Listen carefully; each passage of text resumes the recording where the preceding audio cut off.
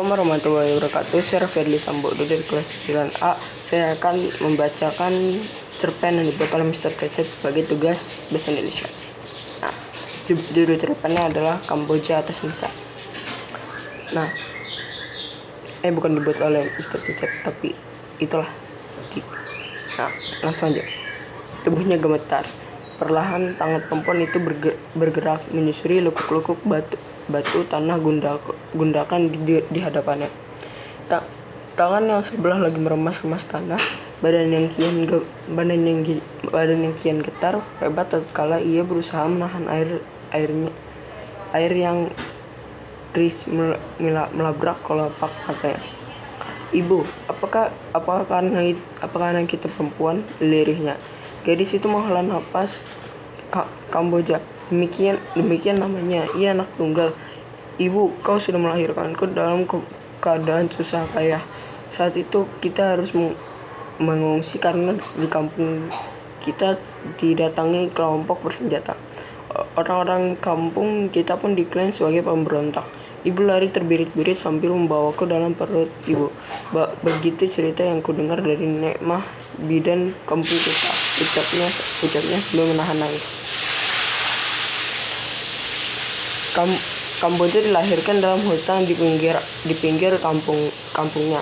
Saat itu mereka mengungsi hingga 40 hari. Ia lahir pada hari kelima di pengungsian.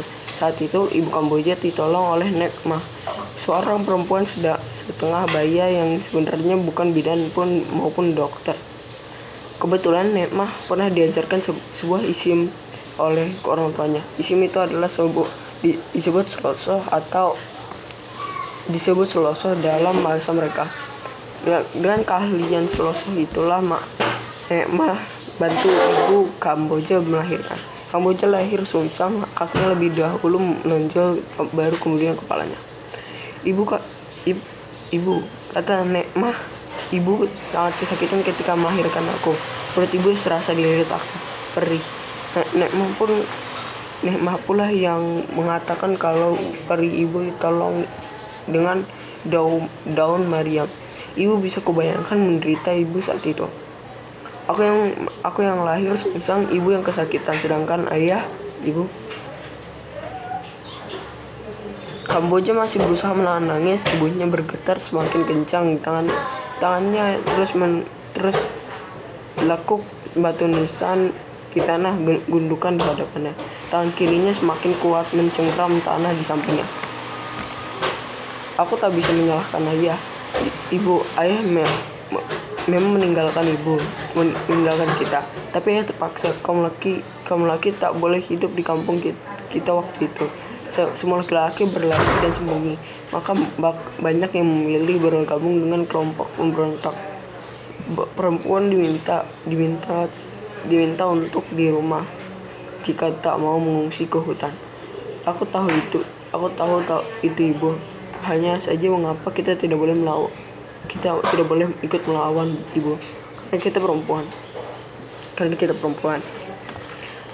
Kamboja akhirnya tidak dapat menahan air matanya, lalu seseunggukan bening yang telah lama mengambang itu pecah juga dari balik kelopak mata yang berbulu lentik.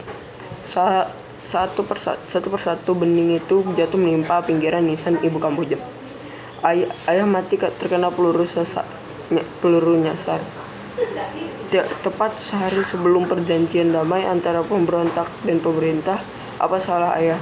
Terlalu sulit memberi alasan antara salah dan benar di kampung ini. Mengapa terlalu cepat ibu tinggalkan aku? Kamboja menyatukan kepalanya ke batu nisan tersebut. Beberapa kali ia benturkan kepalanya batu itu. Ia bisikan sesuatu di sana. Suaranya pelan, hampir tak terdengar di antara angin siang dan yang sedikit kencang. Ibu, jika setelah berbaring pun ketenanganmu terusik, katakan pada Tuhan, biarkan aku yang menggantikan kau di sini, dirinya. Lama Kamboja diam setelah mengucapkan kata-kata tubuhnya masih bergetar kendati matahari sudah di puncak. Kamboja menjatuhkan kepalanya ke bantu Indonesia tersebut. Itu udah lewat.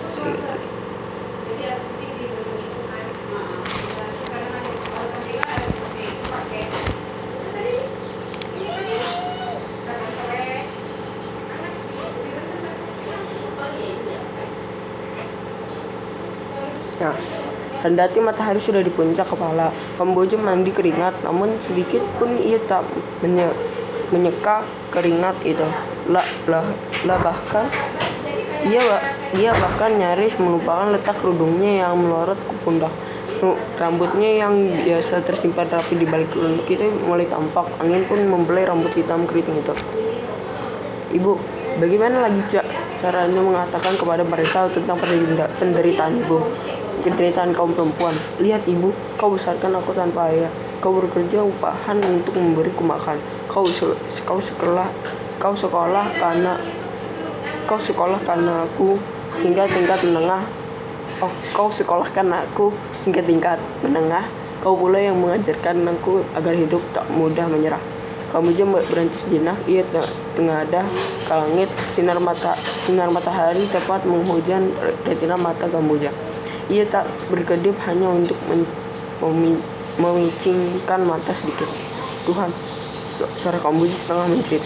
Apa lagi yang kau timpakan kepada kami? Tidak cukuplah menderita masa hidupnya. Setelah ia berbaring di tanahmu, apakah harus diusik juga? Jawab Tuhan. Jawab Tuhan. Bukankah kau maha mendengar? Mengapa kau diam? Nanti atau besok tanah ini akan diratakan. Di mana aku harus menampakkan ibuku? Tak cukuplah masa para tanah air kami dirampas. Di mana kau saat kampung kami dalam perang? Di mana kau pula saat sudah damai? Kamboja sengguk. Ia bersimpuh di hadapan nisan ibunya. Lehernya menekuk, kepalanya nyaris menyentuh lutut. Tubuhnya masih terus bergetar. Isaknya pun mulai deras. Ibu, bagaimana cara aku mempertahankanmu? Besok pagi tempat beristirahatanmu ini akan diratakan. Kau ingat dulu waktu kampung kita berkecamuk, orang-orang kampung berperang dengan tentara pemerintah. Kini tentara pemerintah pun akan menjerah rumahmu ini, ibu. 2 pekan lalu rombongan dari kabupaten mendatangi kepala kampung tempat Kamboja tinggal. Mereka membicarakan soal pembangunan hotel berbintang yang didirikan di kampung itu. Menurut berita, hotel itu akan dibangun dengan standar internasional. Ada mall juga nantinya di dalam hotel tersebut. Untuk itu akan terjadi pembebasan tanah. Salah satu lokasi yang mendapat imbas pembebasan tanah, kompleks pemakaman umum korban konflik. Di sanalah ibu Kamboja dan sejumlah janda konflik dimakamkan. Menurut investor, lahan perkuburan massal itu sangat strategis untuk dibangun hotel maha megah. Ibu, sampai saat ini aku tidak tahu di mana ayah dikuburkan. Mayat pun tak ada yang menemukan. Ibu dimakamkan di sini sebagai janda konflik. Ibu adalah ibu dan sekaligus ayah bagiku. Dulu mereka pemerintah yang membuat lokasi pemakaman di sini. Alasan dekat dengan kompleks pemakaman pahlawan masa Belanda kita. Mereka pula akan mengurus pemakaman ibu. Pemerintah itu tidak punya otak, Bu. Mereka hanya memikirkan uang. Tangis Kamboja makin menjadi. Kemana ibu?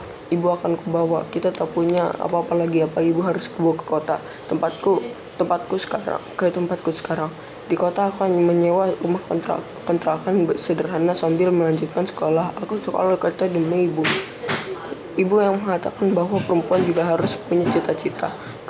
Sekolah tinggi, kata ibu harus sekolah hingga ke universitas. Dari jauh aku selalu berdoa agar ibu beristirahat tenang di kampung kita. Setiap libur sekolah aku selalu menjengukmu. Jika esok hari pemakaman ini akan diratakan pemerintah demi gedung bertingkat, kemana lagi aku akan melihat ibu saat ibu libur semesta nanti.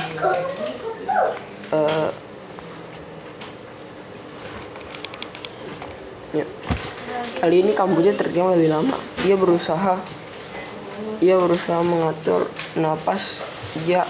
Ia tatap bagian kepala Nisa dan ibunya, lalu tatapannya berpindah ke bagian badan, selanjutnya ke batu di bagian kaki. Lama tatapan itu berhenti di sana. Kamboja bangkit menuju bagian kaki ibunya. Ia duduk perlahan, kedua telapak tangannya menyentuh batu nisan, lalu kepala ia tunduk agar dapat mencium batu nisan di kaki ibunya. Ibu, terimalah sembah sujudku, ampuni segala ketidakberdayaanku. Aku berjanji akan berusaha mempertahankan ibu walau mungkin itu mustahil. Di tempat ini bukan hanya untuk ibu kuburkan, masih banyak korban konflik lainnya. Mustahil memang bagiku untuk mempertahankan ibu sendiri, sedangkan keluarga korban yang lainnya sudah menerima uang pembebas tanah ini. Mereka telah menjual ayah dan ibunya yang dimakamkan ini. Mereka lebih memilih sentuh uang dari pemerintah tanpa menyadari. Orang tua di sini akan dipijak-pijak, akan diluluh letakkan dengan mesin penggiling. Kamboja mengangkat kepala dipandangi lisan ibunya dengaran. Tatapannya nyalang. Aku tidak akan menjual ibu kepada pemerintah atau kepada siapapun, meski harus mati aku di sini. Aku tetap mempertahankan ibu. Kamboja kembali menangis, tapi kali ini suaranya memelan. Ibu, ajari aku bagaimana caranya melawan pemerintah. Aku tidak punya senjata, ibu. Perlahan terdengar suara laki. Kaki mendekat, sayup-sayup, ada yang bicara. Di sinilah akan kita bangun hotel, Pak. Luasnya 1000 meter persegi hingga di pojok sana. Ucap sebuah suara penuh semangat. Di situ bukankah itu kompleks pemakaman? Suara Pak Romela. Benar, Pak, tapi tenang saja, semua sudah diatur. Izin penggunaan lahan pemakaman ini sudah diurus semua orang. Yang punya hubungan kekerabatan dengan yang dimakamkan sini sudah didatangi, mereka mendapatkan haknya. Semua sudah beres, Pak. Pemakaman apa itu? Pemakaman korban konflik, Pak. Apakah tidak berbahaya nantinya mendirikan hotel di sini? Makam korban konflik pura apa sih, ada yang mati berdarah di sini? Bapak yang ada saja. Mana ada yang orang yang mati bisa hidup lagi? Kamboja bangkit dari makam ibunya dan ia berteriak, siapapun kalian menghormati hak-hak orang yang masih hidup itu memang susah, apalagi rakyat kecil. Namun menghormati ketenangan orang yang sudah mati apakah juga tidak kalian miliki? Di mana nurani kalian? Di sini terkubur saksi kezaliman masa konflik. Apa kalian mau mereka jadi sanksi kezaliman kalian di hadapan Tuhan? Siapa dia? Dia kayaknya orang gila. Sudah 3 hari menangis terus di makam itu. Kamboja mendekati orang tersebut. Ya, saya sudah gila. Saya gila karena mempertahankan hak orang yang mati di makam ini. Adalah rumah mereka yang telah istirahat dengan tenang. Saya gila karena menginginkan ketenangan mereka. Sedangkan kalian gila karena ingin hotel megah tanpa melihat penderitaan orang lain. Lelaki yang sedari tanpa tadi siapa? Bapak berbalik meninggalkan lokasi pemakaman. Anda bilang semua sudah beres. Kasus makam itu ternyata belum selesai, ujarnya sembari meninggalkan tempat itu. Nah, selesai. Assalamualaikum warahmatullahi wabarakatuh.